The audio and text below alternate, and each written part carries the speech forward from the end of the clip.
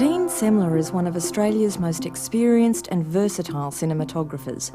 He's been shooting film for over 30 years and has covered a broad spectrum, from documentary and ethnographic films to commercials and features, culminating in his 1991 Academy Award for Cinematography on the feature Dances with Wolves. Dean took time out of his busy schedule to come into the film school and hold a masterclass in studio lighting for cinematography students. Thanks. Come through here, Michael. Cheers. The aim of the workshop was to demonstrate 4 different approaches to shooting firelight scenes, but also provided the students with an insight into the way Dean approaches his work as a cinematographer. Enjoying the moment and action. Coming up. Right. As Dean's most recent experience with lighting for firelight was on the film Dances with Wolves, the cinematography and design departments at the film school recreated the interior of a teepee so Dean could approach the lighting in the same way he had done on Dances with Wolves. The interiors of the teepees were all fairly simple lighting setups. Kevin liked to use 2 cameras all the time. He loved to use 2 cameras. And a lot of the times his wide shots would be here and the close-ups would be in there, you know, and he... So it was a matter of people looking fairly good. The problem you got with firelight is that it generally comes below people and therefore it gives some ugly shadows. It's sort of... it's not the most flattering light, you know, it's not Hollywood lighting by any means, you know, where you want to come in over or from the side. It comes in underneath and it's quite an ugly light. But it looks very real and we went with it. The problems you have with it, which you'll see when you get in there, are shadows. If people's hands are moving, you get shadows all over their faces. But the thing is not to worry about it, make it work for you and take it for being real and it, you know, make it work for you instead of against you. I think if we can put in, you know, we can get in some of our toters. I don't know how many you've got. We might... I've got a dozen. We've got a dozen, have we? Oh, good, all right. Well, we can hide maybe 3 batches of 3, so that's 9 in all, around this perimeter here. Down low, we'll hide them behind the rocks, we'll have the fire going, but we'll actually light it with the toters. And we'll put full 85 on top of them as well. So it's tungsten plus full 85, so it's really warm. And we'll go with our overhead. That's that up there. It's a 5. It's a 5 tungsten. Yep.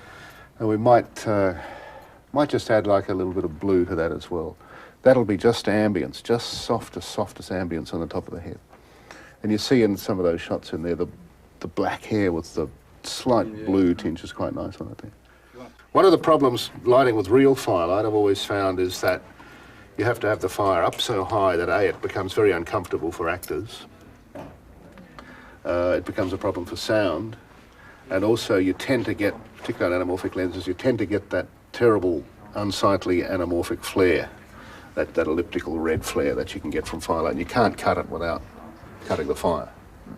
So that's normally something you have to fight a little bit. The first approach to lighting involved several lights. 9 total lights were bunched around the fireside, some on top of each other. The lights were patched in groups of 3 through 3 different flicker boxes. The pulse of each of the flicker boxes ran at a different speed to produce an irregular flicker pattern.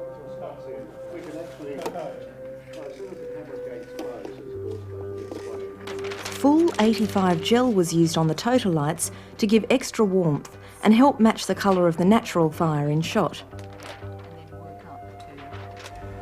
At the top of the teepee, a 5K tungsten Fresnel was shone through a diffusion frame. Half blue gel was used to contrast with the warmth of the firelight. I'll peg a skirt around that. No, that's probably a good height to start. 2 misers with full 85 gel were used on either side of the teepee door to provide a backlight as the actor moved in. Outside the teepee, a 10K Fresnel was used direct. A half blue gel was added to make the source cooler, and a tree branch was used in front of the light to break the harshness of its direction with some shadows. The time setting up provided plenty of opportunities for Dean to talk with the students about his experiences as a cinematographer. With colour temperature meters, I might pull it out occasionally. I find the best judge is your eye. If If it looks good to your eye and it feels right to your eye, you've generally got it. Knowing your limitations of your stock, I worried about colour temperature a lot initially. I remember the first day I got my meter, I was shooting in a hairdressing saloon, and the walls were all apricot colour, and I would never have worried about it in my life. And I thought, I got this new machine, let's pull it out and use it. So I pulled it out and it said something horrible, like all your colours are going to be terrible, and it flashed and said, don't shoot this. So you start adjusting and adding quarter blue and adding a bit of magenta and adding a bit of... And it was just so ridiculous, it was such a waste of time. I should have just shot it as it was, because it would look the same anyway. The first camera setup was used to bring the actor from outside the teepee through an opening to inside, where the other actors were seated around a fire. It was a difficult shot, tracking forward and craning down to reveal the interior of the teepee, and provided a challenge for lighting. I like to do a very slow aperture pull, so it's like your eyes adjusting to the light inside, which might be effective. We can do it over 3 or 4 seconds, you know. So I'm going to aim for a fair stop outside of maybe 8 or 11 and go for maybe a 2, 8 or 4 inside, so we can just do a little slow aperture pull as we push inside. It's not an exposure adjustment, it's an eye adjustment. There's a difference, you know. If we're going to do an exposure adjustment, we do it quickly as we went in. But I think we go in, it's dark, and then we slowly open up. Oh yeah, that's good. That's great, great, great. There's no need to be any closer than that. That's fabulous. In fact, let's pull back a bit. We can make it a little bit wider. We'll get some nice value out of this set. Too much. Was that 1 notch? 2, 8, 4 to 5, 6. 4 to 5, 6. Well, the overall reading, the range of the flicker is from roughly 2 to about 5, 6, but generally in the just short of 2, 8, just short of 5, 6.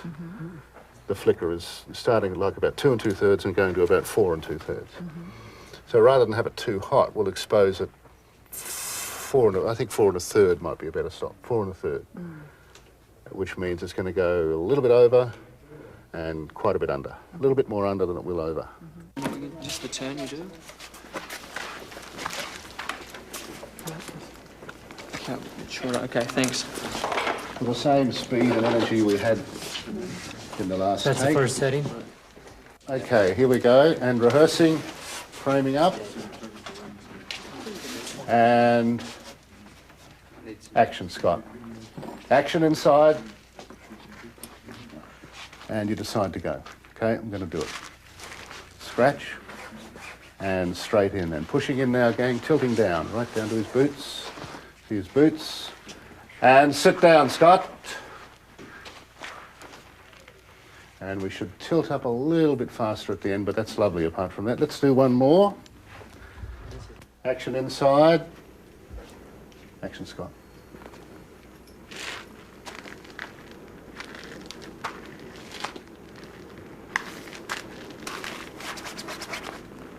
Go, guys.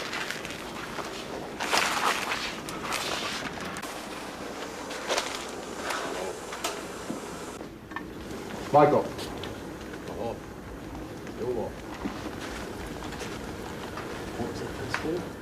Taya, Wachia Yellow. Wire. Wachia. Hello. Son. Horse. What's the word for horse?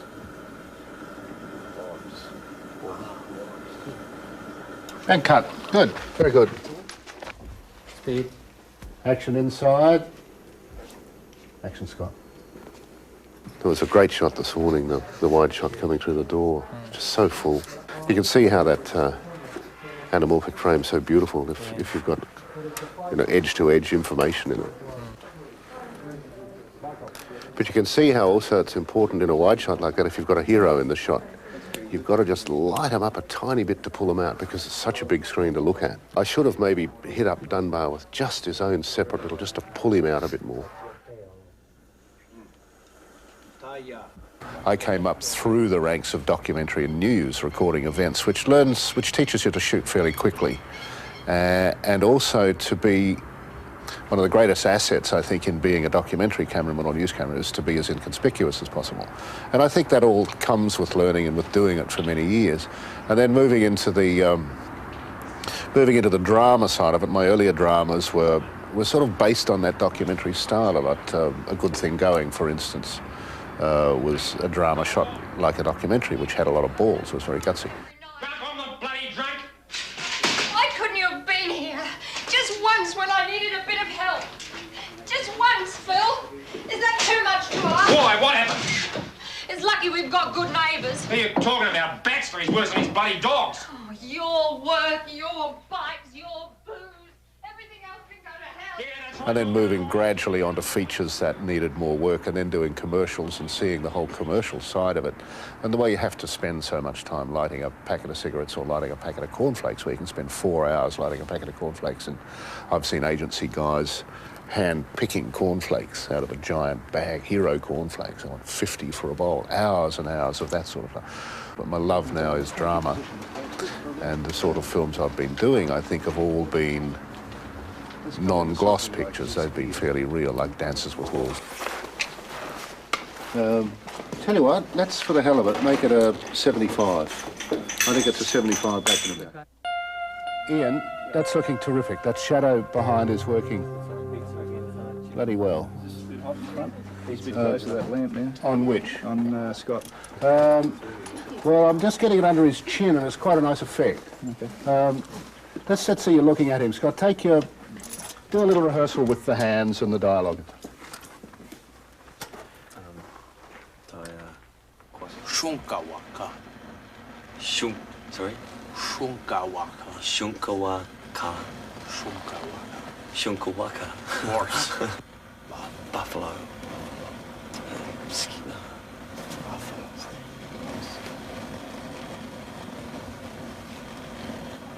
Cut. Not bad. Zooms are unbelievably handy. It's simply that, taped into that, and you can forward and reverse, zooming in and out. You can also change your speed. And it's a great way to operate if you're doing, unplanned stuff.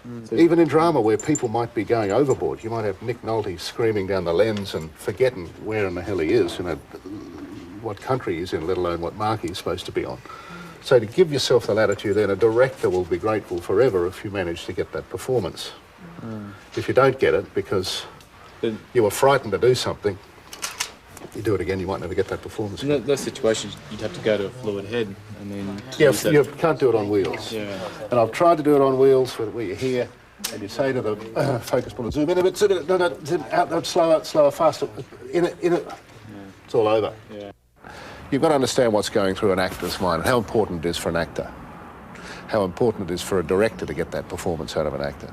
And I've seen actors fall apart because they've been technically confused.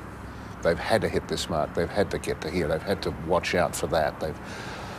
And I think you could put too many restrictions on them, and I think performance has to suffer. And this is a big close-up. We're right in tight on you. So, but don't let it inhibit your movements. Do exactly what you did before.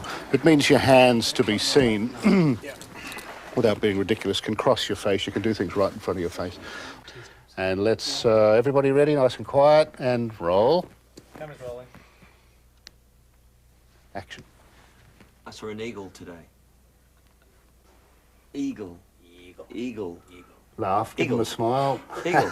Eagle. Eagle is... Eagle, okay, and doorway. Eagle. Look out the door now. And cut.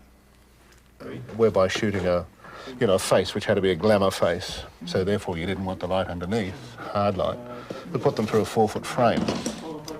So you have like 6 or 8 lights flickering into a 4-foot frame. You're still getting a firelight effect, but you're getting a very soft firelight effect, a more flattering firelight effect. Just like here.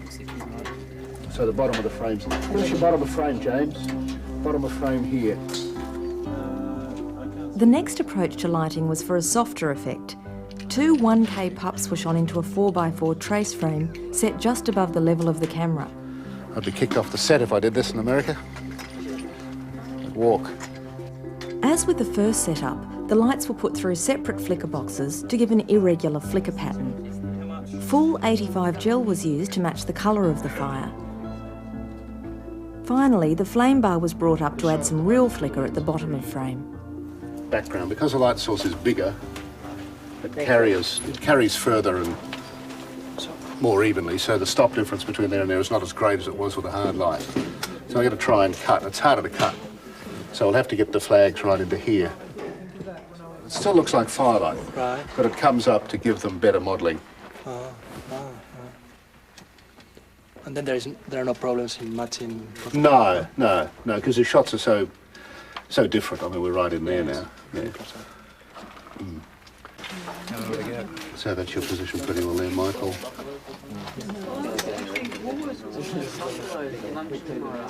Yeah. I'll give you a last minute stop. Okay. Don't worry, gang. Don't worry. We're all right. We've got a 4. Make it a 4 on the money. What's the what? 4 at 320 ASA. It's okay. 5, 6 and a quarter. Thanks, Peter. At 320. The flame's beautiful. All right, and standing by. You happy, Michael? Same as before. James, is that flame too high for you? No, that's good. Okay. And that's the flicker happening there. Yeah, a bit of that as well is lovely. Not too low on them. Occasionally drop right down if you like, but don't hold it down there for long. That's good, Ian. Terrific. And here we go. Roll. Speed. And action. How do you say eagle? Eagle. Eagle. Eagle. Wings. Yeah. Yeah. Eagle. Eagle. Wobbly. Wobbly. What? Wobbly. Wobbly. Woggly. Yeah, it seemed to flatten it out once you come in with that glamour lighting, the straight over the top. It really lost his character. You lose all of his, that sort of magic that was there, and it becomes fairly bland. And what you said about, the straight firelight was true. There was hardly Less any flicker. flicker there. But I prefer with more flicker, actually. The real flicker, yeah. Gives you... Yeah. And you see a lot of films where they're so beautiful that you really tend to forget what the story's about. You know, if you get totally captivated by an image, but you forget what the drama is within it, then I think you've gone a step too far. And even though the images in Dances with Wolves are beautiful, they're real. Nothing is artificial. None of those images are fake. None of them are saying, wow, look at this fabulous shot I've done. It's simply been a beautiful landscape or a beautiful something that's been there. I'm not into filtering a hell of a lot at all.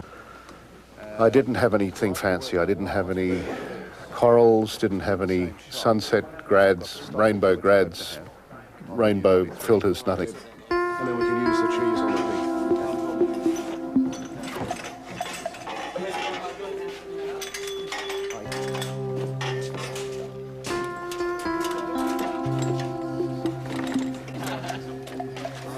See what we've got here, gang.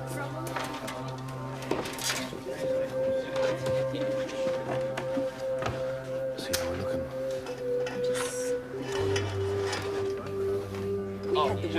Oh, we've got to put more wedge up in there. Oh, look, that's going to work, gang.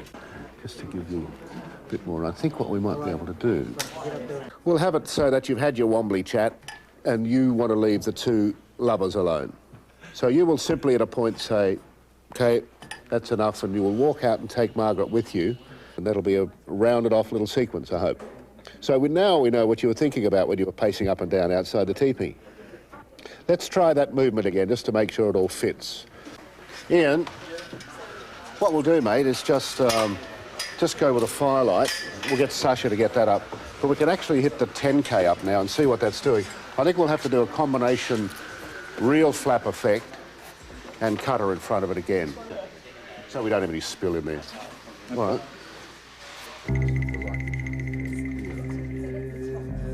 As the camera setup was a wide shot looking from above, the total lights around the edge of the fire would have clearly been in shot. So the shot was lit primarily with the natural light coming from the flame of the fire. Right around. The 5K with half-blue gel at the top of the teepee provided a low-level bluish fill. Down, down, down, down, down, down, down. Down. Way! Up, up, up, up, up, up, up, up, up, up, up, up, up, up. Up. Outside the teepee, the 10K with half blue gel was placed on the floor to shine directly into the teepee when the door flaps opened. 2 cutters were operated manually to ease the transition as the light flooded into the teepee. The final touch was to set the natural fire, providing the main light source in shot.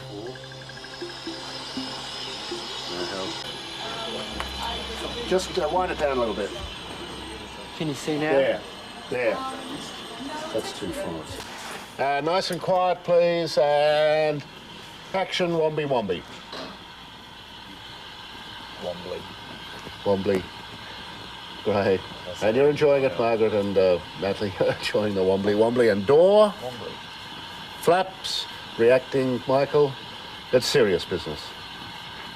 Okay, I'm going out, yeah. Okay, you go out. And that's great, Scott, reacting. And I think, Margaret, take a look at the 2 of them and decide to go yourself. Nice. Walking out, he stands up, we tilt it up. And the flaps shut. Take her hands. She stands.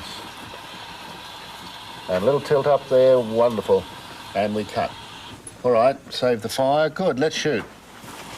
Rolling. And action.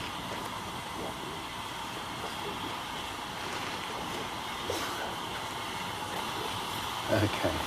Give us a big wobbly, Michael, towards him, and then a big laugh. Wobbly. Wobbly. Door. Wobbly. Wobbly. Wobbly. Washed it. Okay.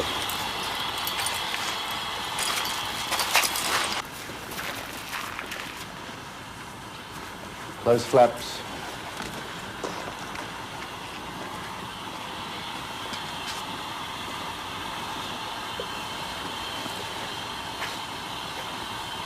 Cut. Very good from here. Fabulous. Let's have a look at the gate on that and then we'll move on. Well, nice slow push in all the way, lasting maybe about 7 seconds. Okay. Let's have a look at one of those. Watch the cable over the track as we go and enjoying the moment and action. Coming up. Right. Keep going. Keep going, keep going. Let's see a bit more of your face. And we just keep pushing and pushing and pushing and pushing. And we'll go in on the zoom at the same time so we finish up with a totally out of focus. No, seriously. Oh, really? It'll be just a total blur at the end. All right. Oh, that should be nice to bring it from that side, which is sort of, the fire was sort of on that side anyway. So why don't we put the 5 over there? Mm-hmm. The 5 over there with the black wrap, and we'll just start playing with it and punch a few holes in it and be a total mismatch, but that'll show you what a total mismatch looks like. The last approach to lighting was for the final shot of the sequence. To keep the source of light very isolated, black wrap was placed over a 5K Fresnel. The 5K was patched through a flicker box to give the irregular flicker pattern. To direct the narrow beams of light, small holes were punched into the black wrap to focus the light exactly where it was needed. I think the main part we want to cut is on the back here. And we need to open up on the other side. I want to see light behind them when they're in this position here, the final position you're in, where you're nuzzling heads. We want to make sure we've got a little splash in here. Yeah, that's it, good. Just that end position of yours now. That's it, that's right on the money, guys, that's good. We've lost something here with that light position. Did that come up a bit too much or something? You got the fluid here? See, we had you take your nozzle, your end nozzle position there. That's right, your head was down more, so you just feel the light in your eyes. Take your head down even a little, that's it. So just feeling the light in your eyes here, that's the position you've got to try and hit at the end, that's great. As previously, full 85 gel was used on the 5K to keep the colour match to firelight. Finally, the flame bar was brought in manually to give some fire ambience and flicker at the bottom of frame.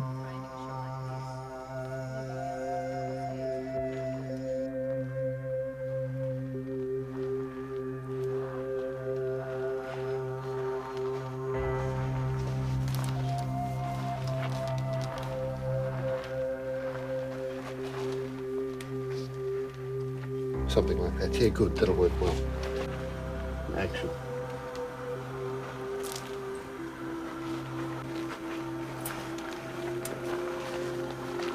So,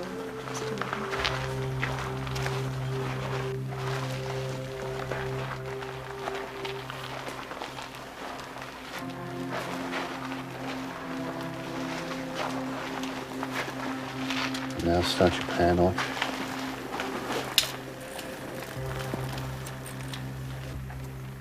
Cut. That looked like heaven on a stick to me. That was the bestest yet. Thanks for going again. All right. That was absolutely wonderful. You just check the gate on that, make sure it's clear, and then we'll mush on. Just going to roll on. Could you imagine that with the soundtrack? Whack the old soundtrack in there. There won't be a dry eye in the house. great. Everyone will be going home buying flowers for each other. Oh, I love it. Absolutely love it. I'm sorry the workshop hasn't been long, but I've thoroughly enjoyed it. I mean, the students are so enthusiastic and so knowledgeable already, and it's great to see them all swapping roles. You know, one day you've got an operator who's using the wheels for the first time, and then you've got a different operator the next day, and the person that was operating on day one is the grip on the second day. It's a fabulous way to learn. I envy them. I wish I had that opportunity myself when I was younger. Gate's clear. Good. Yeah. All right. Well, thank you very much, everybody. I've had a wonderful 2 days, and thank you all very much. Thank you. All round. It's been great.